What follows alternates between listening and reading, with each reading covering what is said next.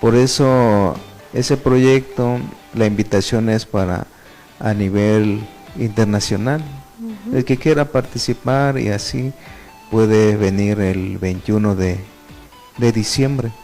Muy bien, y este proyecto está bien interesante porque pues promueves acá la música, la cultura, pero ya abriste la convocatoria. ¿Qué requisitos necesita quien quiera participar?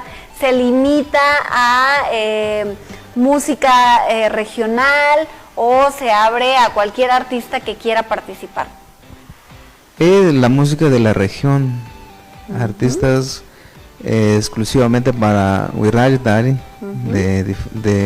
pues como le comentaba, que viven en diferentes partes del mundo, se podría decir. Sí, así es, a eso, ese es el proyecto que estamos llevando a cabo este año.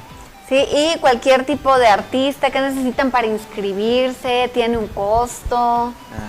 Ok, para participar no se necesita pagar ni nada, es totalmente gratis. Solamente siempre les pedimos a todos los que participan, van a participar, o los que quieren participar, solamente la foto oficial para el registro, pues, la foto oficial del grupo